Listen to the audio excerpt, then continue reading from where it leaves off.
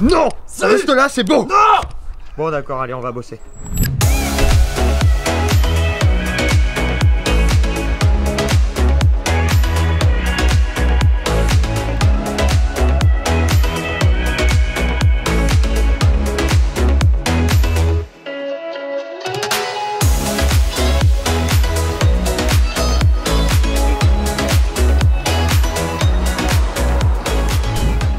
Allez, c'est parti. Salut à tous, bienvenue au Billet Auto les amis, j'espère que vous allez bien. Aujourd'hui on est dans la région de Porto pour essayer une petite nouveauté, la Golf 8 les amis. Ça fait un petit moment qu'on l'attendait, la Golf 8, clairement. On va commencer par l'esthétique, elle évolue très doucement. On a une nouvelle face avant, c'est vraiment ce qui va changer le plus, cette face avant assez décriée à la sortie des premières photos. Maintenant on s'y fait, il n'y a pas un seul pan de carrosserie qui est le même que la version 7. Et cette Golf 8, elle évolue quasiment pas en termes de proportion. On a 2 cm en plus en longueur, on a le même empattement, on a 2 cm en moins en hauteur pour asseoir un petit peu plus la voiture par terre. Et on a la même largeur. Maintenant, c'est les lignes globales qui changent. On a des ailes un petit peu plus étirées. À l'arrière, ça change quasiment pas, on adapte juste cette Golf 8 au nouveau style qui a été, on va dire, inauguré par les dernières nouveautés de Volkswagen. On a des feux arrière qui se modernisent, tout est en LED à présent, même de série sur cette Golf 8. Vous avez les feux LED de série et en option les feux Matrix LED qui, à la manière de ce qu'on a pu voir chez Audi, sont absolument parfaits, que ça soit en temps de réaction ou que ça soit en adaptation. Maintenant ça évolue doucement, sachant que les finitions qu'on connaissait avant, Comfort Line, Tread Line, etc., Cara, disparaissent totalement. On a une nouvelle nomenclature chez Volkswagen avec des finitions comme Life qui sera l'entrée de gamme, Style, et Airline qui n'est plus un pack mais qui devient une finition à part entière avec une allure plus agressive. Ici on a des finitions Style avec le iTSI essence 150 chevaux avec la micro-hybridation et avec un système 48 volts et le diesel TDI 150, toujours en finition Style avec 2 options de jantes différentes, 2 intérieurs différents, un noir et un plus clair avec du beige, quelque chose d'un petit peu plus stylé. Merci Kwame. Maintenant on va passer à l'intérieur et puis on va passer surtout sur la route pour voir ce qu'elle donne cette nouvelle Golf. C'est parti.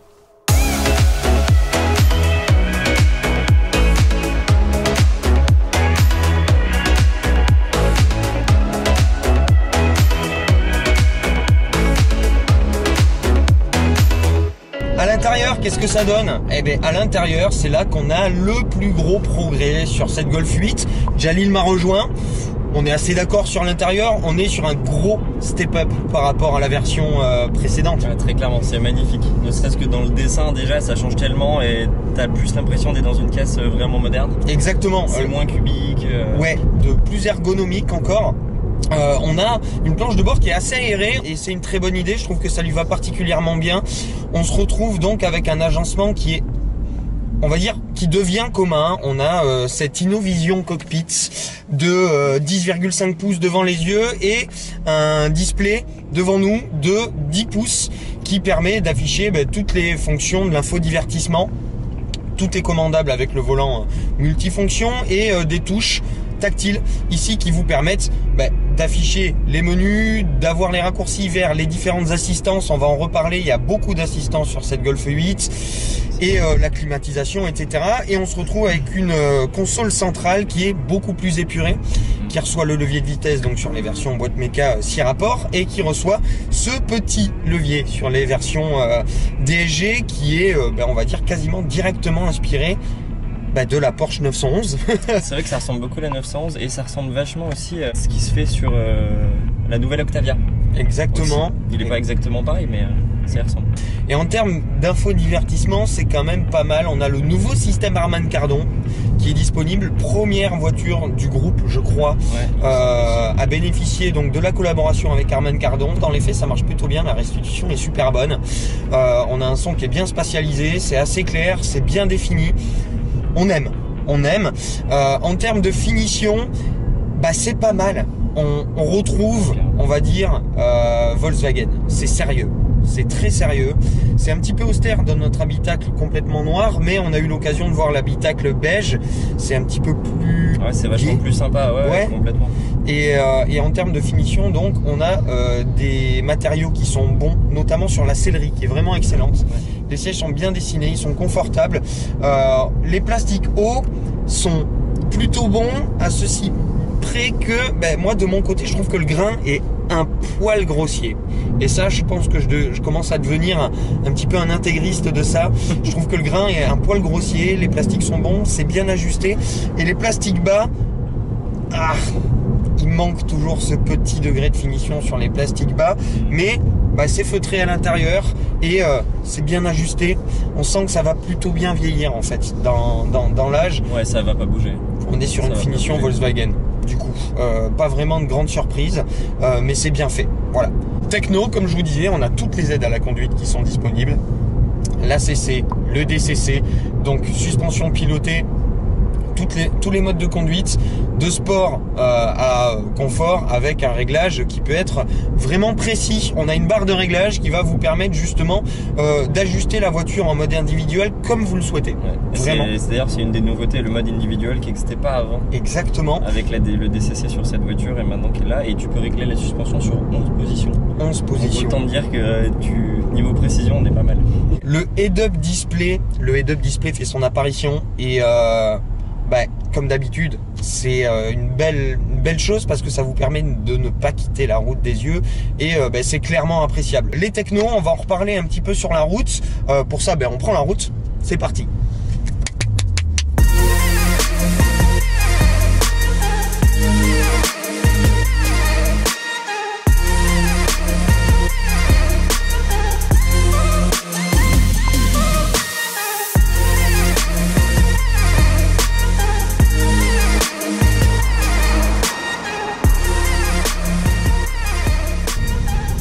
Voilà, du coup, pour prendre la route, Jalil est passé derrière. Et derrière, t'as de la place. T'es bien? Ouais, carrément, c'est pas mal. Le siège avant est pas mal reculé. Et moi, je mesure 1m73. J'ai encore, bien 10 cm au genou. T'as de la marge au toit aussi? Ouais, au toit, j'ai vraiment de la marge, etc. Et en largeur, c'était vraiment bien. C'est pas mal. Vraiment bien. Ça va bien en complément du coffre qui est pas trop mal, qui est dans la moyenne. Là. Ouais. Non, c'est pas mal. On est bien. C'est confort. Alors maintenant, sur la route, ça va dépendre de la motorisation que vous aurez choisie. La motorisation de base, c'est un 1 litre TSI 110 chevaux. Le TSI est décliné en deux versions du 1 litre 5, 130 chevaux et 150 chevaux avec la micro-hybridation en 48 volts dans lequel on se trouve. Le diesel aura droit à 115 et 150 chevaux pour le 2 litres et la version hybride va arriver vers 2020, un plug-in hybride, le powertrain de l'ancienne GTE en 204 chevaux sur la version normale et la nouvelle GTE passe à 245 chevaux et une esthétique qu'on a pu voir sur les premières photos, juste ouf. Ouais, c'est très sympa. Ça apporte le petit côté un peu plus méchant qui manque à celle-là. Exactement. Et ça laisse un peu présager du bon pour tout ce qui est GTI, R, etc. Je suis entièrement d'accord avec toi. C'est exactement ça. Et donc sur la route, nous on s'est concentré sur le TSI. Hier on avait le 1 litre 5 en boîte méca 6 rapports en 150 chevaux.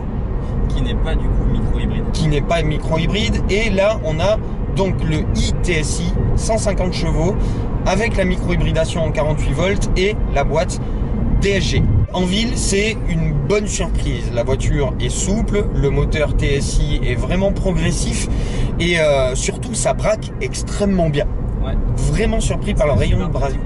C'est ça, vraiment surpris par le rayon de braquage de la Golf qui lui permet de se faufiler un petit peu partout. Les dimensions sont pas mal pour une compacte, c'est souple. Les commandes sont souples. La commande de boîte, c'est une nouvelle boîte sur la boîte méca et c'est un petit peu plus ferme qu'avant. Ça verrouille de manière un petit peu plus franche et un peu moins floue que sur les précédentes boîtes du groupe VV. Le débattement est un petit peu plus court. En revanche, moi, c'est sur l'étagement que je vais avoir un petit souci, c'est que le gap est énorme entre la 2 et la 3, ce qui fait qu'entre 40 et 60 km/h, j'ai l'impression de ne jamais être sur le bon régime. Toi, ça te l'a moins fait? Ça m'a moins gêné parce que c'est pas une voiture sportive. Exactement. Ici, sur notre version DSG7, c'est un peu plus réactif, c'est un peu mieux étagé, et avec la micro-hybridation, l'alterno-démarreur qui apporte un petit peu de watts. Là, la boîte est un peu aux fraises, hein, j'avoue qu'elle a tombé un rapport pour rien. L'alterno-démarreur qui va apporter un petit peu de watts pour compenser le manque de couple à bas régime de ce 1,5 litre TSI. En même temps, on fait pas de miracle en mettant des gros turbos sur des tout petits moteurs. Le downsizing, ça n'a pas que du bon. En agrément, avec la boîte DSG, il est un peu meilleur. Ça se passe bien.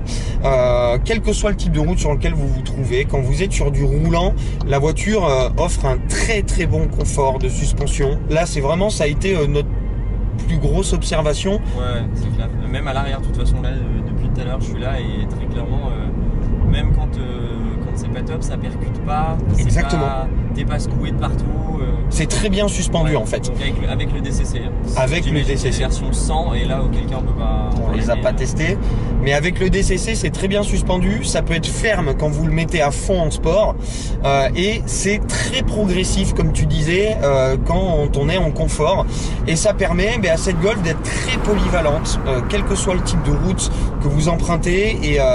Et vous pouvez, sur les grands axes, sur l'autoroute, profiter du régulateur adaptatif, du maintien dans la file, de tout ce qu'on peut apporter aujourd'hui sur le segment en matière de technologie, la détection d'angle mort, enfin on a la totale. Dans les faits, ça marche extrêmement bien et comme d'habitude chez Volkswagen, c'est une voiture qui fait tout de manière excellente. Elle est vraiment polyvalente et c'est vraiment ce qu'on lui demande à cette Golf. Quand ça commence à tourner et que vous voulez faire un petit peu de sport, elle le fait.